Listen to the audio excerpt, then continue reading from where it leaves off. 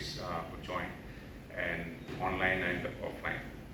Happy to be here. I'll be doing the presentation on the theme and the infra yearbook.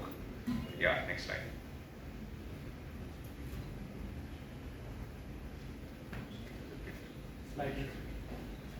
Okay, I'll continue till the time I can talk by memory and then maybe it'll come here. So we are going to see a total. Yeah. So the economy is expected to double over the next 7 odd years, and that would mean a significant spend on the infrastructure side. So we're going to see more than double of that happening on the infra part of it. From today's 66.7 lakh crore, we're going to reach close to 142.9 or 143 lakh crore investment needed for FY24 to FY30. Out of this, 67% of that would be on the core infra side of it, and the rest of it would be focused on the green and associated infra. So we're going to see a 5 times increase in the green infra spend over fiscal 2024 to 2030. Yeah, next. The spends in the green infra is going to be happening on the non-fossil fuel side of it. So we are going to see from 5.9 lakh crore to 22.4 lakh crore. Hydrogen as a specific area is going to see an investment of close to 1.5 lakh crore. Overall, we're going to see from FY17 to 23, it was 6.6 lakh crore. This is going to go to 30.3 lakh crore, much of it focused on the energy side of the business. Moving on to the surface transport, that's again an area which will be an area of focus from the green financing aspect. We're going to see a significant build out happening on the infrastructure part of it. That would mean battery manufacturing, charging stations, and so on and so forth. That is going to attract close to 60% of this surface transport need, amounting to 3.7 lakh crore. And overall spend in the surface transport would be 6.3 lakh crore. That's close to 10 times of what happened from FY17 to 23. Much of it because in 17 to 23, this sector was a bit in its nascent stage on the green side of the business. Where is the money going to flow from this, or which are the probable areas from where the funding can happen for this green financing? There's about 75% of this would be on the debt side of the business, and we're going to see bank finance, NBFCs, the bonds and the external commercial borrowing contributing to about 75% of it, and the equity contribution would be about 14%. The asset monetization and the foreign direct investment would be 5% each. Next. And how have we fared in the last 6 years and going forward as well? As you will all know, the government had announced the National Infrastructure Pipeline. The initial focus was to build out close to an investment of 111 lakh crore. That had got pushed to 147 lakh crore.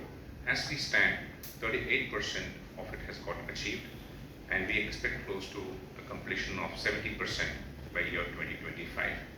And you can kind of see the spends where it has happened. And it comes out that the roads, railways, urban infra, which is the core infra, the government spending has been significantly high, and the private sector spending is more focused towards the power and the industrial areas. Next. And from respect to the money flow, we are seeing 6 key areas where the money is going to be spent. And these are bioenergy, green hydrogen, carbon capture, utilization and storage, electric vehicles, offshore wind, and photovoltaics. As I mentioned before, just some of the numbers, on green hydrogen we are expecting close to 1.5 lakh crore to come through. Bioenergy has a potential of about 42 gigawatt. Electric vehicles we saw earlier on the surface transport side, close to 6 lakh crore being spent over the next 6 years. Yeah, next.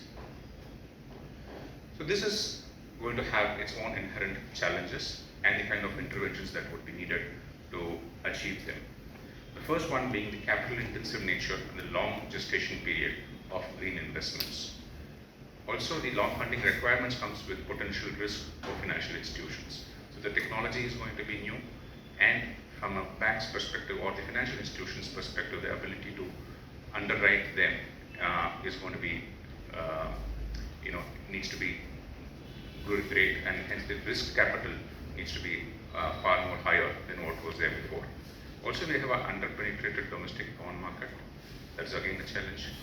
In the current situation, the higher global interest rates would hamper fundraising from the international bond market and ECBs, probably in the short term. Also, the 5 times growth, which requires technological evolution and commercialization really at breakneck speed, and hence all the institutions need to be firing on all cylinders for this. With respect to the interventions, we are seeing the financial institutions to overhaul their and revitalize their risk assessment path. We need partnerships between banks, non-bank financial institutions, DFSI and DFIs, and the regulators so that there is interoperability and uniform standards in kinds of disbursements. There's tax incentives for investments in green bonds and mandatory disclosures for financial institutions, corporates to increase the transparency part. The most critical part in all of this is the capacity building, the skilled part of it, which is needed across the value chain, either the developers, the funding agencies, or research institutions, and even the financial institutions. So all of them need significant amount of capacity building. Next.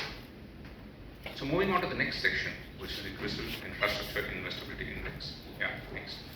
This is pegged on 4 key pillars, there being the policy direction. So this is an index which tracks the attractiveness of private capital coming into 12 key sectors, 9 of which was there before and 3 we have introduced in this year, them being oil and gas, mining, and EV ecosystem are the 3 new ones which have come across.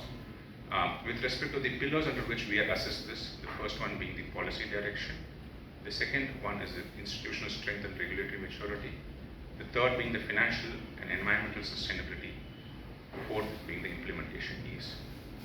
The overall score is done on 1 to 100, 100 being a mature sector, ability to attract investments is significantly high, and 1 being obviously the poor part of it. Yeah, next. This is the subdivision of where amongst these 4 pillars and the evaluation criteria and the scoring which is adopted for us. We have also introduced in this year the environmental sustainability part of it, going with the theme, and also the increasing importance of this particular aspect. We have introduced that into the overall index part, and as we can see from the power and the transport part of it, the renewable energy has had a significant uptick over the 2019 base figure that we have had, with power transmission topping at the 78, and as Suresh mentioned, we have 4 of them which is above 70 score, which is renewable energy, power transmission, roads and highways, and the port sector. And among the transportation sector, roads and highways arguably is top the chart, and this is also the high growth sector, and with respect to all the 12 sectors, it tops. Yeah, next. Well, we have given a good explanation on each of these sectors and what are the drivers and tracks for each of them. I'll quickly talk about the drivers on the first 3 of them and the tracks as to put across. For the roads and highways, give you the strong project pipeline which has been put across in the NIP and also by the ministry, and the kind of stiff targets which has been put across. The high government spending and investment has helped money flow to come into this particular sector, and the ability for the ministry to also execute this and utilize the fund is an important aspect which scored well. With respect to power transmission, is the long-term planning, the PGCI execution capability really aided them in getting good scores. On the renewable energy, the government targets, the PLI focus, falling LCOE with technology have been some of the ones which have been drivers for this particular sector. With respect to the drags, we can see for the conventional generation, the lack of financing with decarbonization focus. We are all experiencing that. On the power distribution side, the legacy loss burden and also the missed operational targets over multiple periods of time have been a drag. On the urban infra, while this particular sector has jumped significantly over 2019 to 23, but the drags is it's still nascent in climate change adoption and the financing for this particular sector.